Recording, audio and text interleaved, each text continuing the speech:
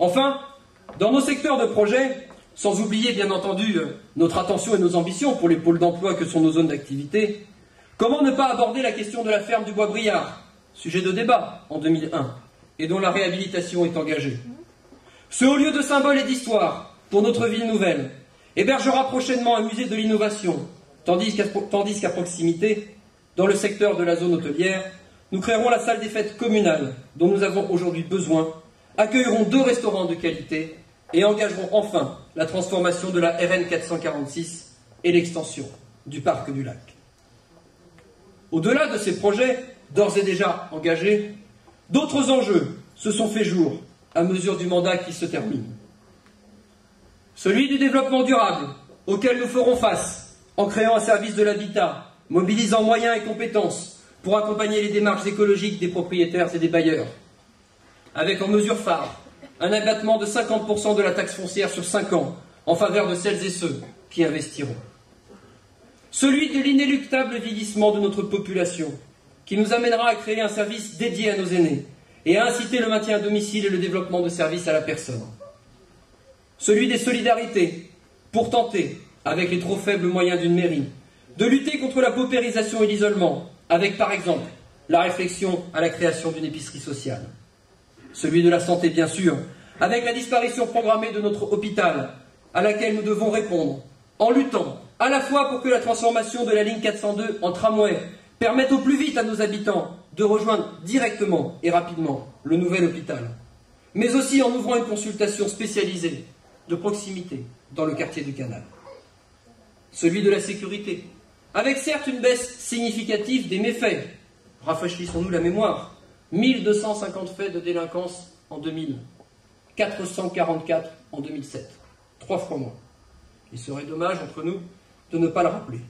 Mais aussi la volonté de poursuivre l'effort avec Henri Catalifo, tant en matière de dissuasion, mais également de prévention. Celui de notre jeunesse, qui aspire à l'autonomie et que nous devons aider à se prendre en main, en créant notamment un fonds d'aide municipale au permis de conduire et au projet.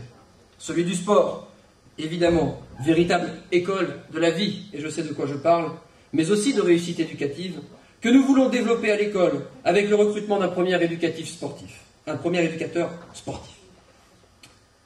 Pour réaliser tous ces objectifs, et je sens Jean Caron s'enfoncer dans sa chaise, car le nerf de la guerre, bien sûr, ce sont les financements, nous devrons pouvoir compter sur une communauté d'agglomération plus redistributrice, équitable en investissement, et sur un département plus généreux, et sur des soutiens de la CAF plus affirmés, c'est-à-dire plus en adéquation avec la démographie et la sociologie de Courcouronnes, qui reste, ne l'oublions pas, l'une des villes les plus jeunes de France. La mutualisation des dépenses avec les autres villes de notre intercommunalité et l'investissement réalisé dans les installations HQE, générateurs d'économie, seront également déterminants dans le dégagement de nouvelles ressources. Voilà, vous vous en doutez bien, la liste n'est pas exhaustive. J'aurais pu aussi évoquer l'agglomération, qui doit voir plus loin et muscler son développement économique pour occuper toute sa place dans le concert des territoires franciliens. J'aurais pu évoquer les transports, le logement étudiant, le développement de l'université, le sujet du haut débit. Mais je vous laisse le soin de lire notre programme de bout en bout, je sais c'est long, d'en débattre avec nous dans les prochaines semaines, de le comparer avec d'autres, s'il y en a. Et bien entendu, comme en 2001, de le garder pour vérifier si, une fois élu, nous tenons nos engagements.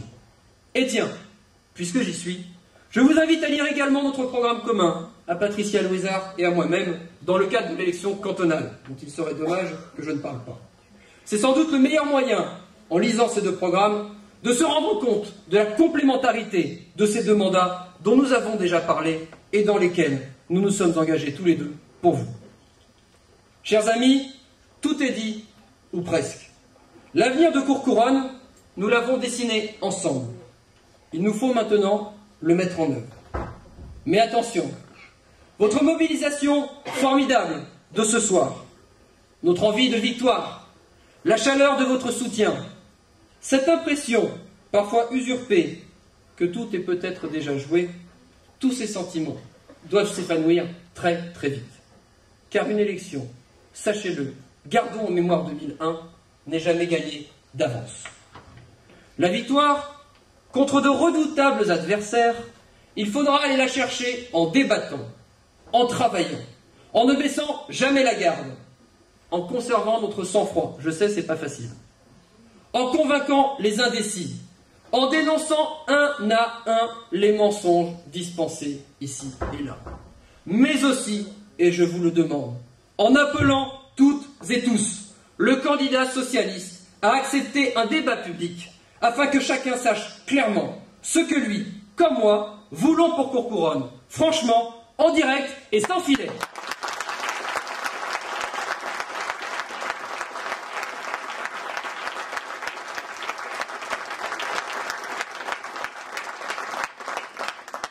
Après, bien entendu, dès le 9 mars, vous pourrez faire un choix éclairé, en n'oubliant pas qu'à Courcouronnes, il n'y aura certainement qu'un seul tour, comme en 2001, qu'il faudra revenir de vacances un petit peu plus tôt, et que surtout, après 20 heures, il n'y aura plus de place pour les regrets. Alors, mes très chers amis, toute l'équipe de Courcouronnes Ensemble, qui est devant vous ce soir, compte sur vous. Je compte sur vous, comme évidemment, vous pouvez compter sur nous. Merci à vous.